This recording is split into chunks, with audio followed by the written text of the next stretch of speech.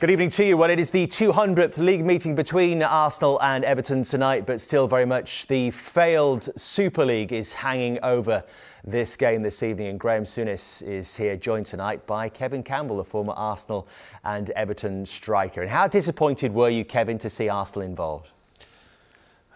Was I surprised? No. I was disappointed because I'm a traditionalist. I'm a fan of the football club. I feel what those fans feel. And it's the way it was done, and it just had total disregard for the fan base. So I could imagine there's a lot of boiling tempers down there. And Stan Kroenke's got form of not having a feeling towards the football club. And I think that was the straw that broke the camel's back. Very difficult for Arsenal fans to not vent their anger. Do you think this is the final straw then for the Kroenkes? Well, I don't think it is, because billionaire owners don't tend to do what the fan base wants. But considering what's going on, it's going to be a bit uneasy for them. Is there actually an argument, Graeme, that Arsenal, of all the clubs involved, probably needed the Super League more than anybody else? Yeah, Kroenke would be like any other serious business, and it makes an investment and have an exit strategy. And this is something that, when he bought the football club, would have been muted somewhere in the conversation. So I imagine that this won't go away. It will reappear. It'll pop its head up sometime in the very near future. But all these people, the arrogance they showed, the whole 6 clubs, the arrogance they showed was off the charts. You know, they talk about involving stakeholders. The only stakeholders have to involve are the supporters. They're the ones that matter. You know, they're the ones that would have, there would have been people who didn't fancy it. I would suggest that the PR companies that are advising these clubs don't charge any fees for the last week's episodes. They have got it wrong, and how they've got it wrong. And I think, as much as it would have been a kickback from some supporters, I think if they'd gone about it a different way, they just may have got this through. Of course, they're trying to build bridges now, and we heard from the Arsenal chief executive, Vinay Venkatesham, speaking at a fans forum yesterday. He said, reiterating the fact that Arsenal were not among the main drivers of the project, and said they only agreed to be involved because they feared being left behind.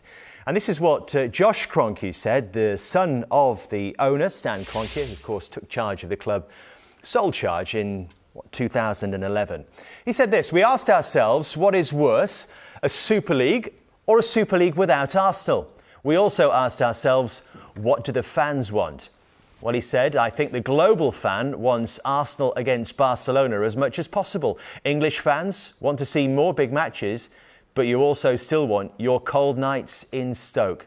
We have no intention of selling," he told the fans yesterday. "I believe we're fit to carry on in our position as custodians of Arsenal. We were put in a very difficult position by forces outside of the club." It does seem, Kevin, that they are all trying to blame other people here. Yeah, and they're going to do that because the blowback's been so heated. But for me, they are form. They are form of not being caring custodians of Arsenal Football Club. Fans and everybody looks at Arsenal, and the regression of Arsenal's been dramatic. Arsenal have usually always been up there challenging, or have a squad that is going to be a difficult squad to play against. And as I stressed at the start, Kevin, it's either win the Europa League or scramble around and try and get into the top 7. This game tonight is a huge game, because nothing's guaranteed that Arsenal are going to win the Europa League. So this takes on even more significance tonight. We've learnt over the last 24 hours or so that those involved with the other 14 clubs want to see the removal of the chairman, chief executives of the 6. What do you make of that? Well, I think if I was one of the 14 and I'd been going to meetings, whether it was on Zoom or prior to the COVID, physically, and these people they've been talking about what they're going to do the following season and maybe the season after that, and they've been joining in these conversations, knowing all along they were going to exit. I mean, this thing wasn't cobbled together in a fortnight. This has been going on for a very long time. So I think that would be the only punishment you can mete out, and I would agree with it totally. I mean, people have been so deceitful. They've gone to meetings and told barefaced lies. I personally couldn't sit in the same room as if I was one of the 14, I could not sit in the room with any of those six. That's Vinay Venkateshan with his back to us, obviously talking to the director of football at Everton, Marcel Brands, and we don't know what he's saying, but perhaps he's trying to plead his case. We do understand that Vinay actually called all of those 14 clubs individually yesterday to try and what? Start to build bridges, I guess, try and win back some trust. I'm sorry I told you porky pies on a regular basis. It's an absolute nonsense. See, what punishment can you dish out that wouldn't impact on the supporters? Dock points.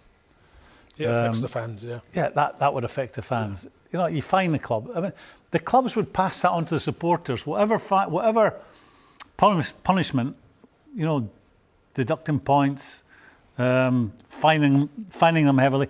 That would eventually filter down to the supporters, who would ultimately pay for the punishment. Yeah. So you can't really damage them, other than heads must roll, and they have to have some sacrificial lambs. I'm sorry.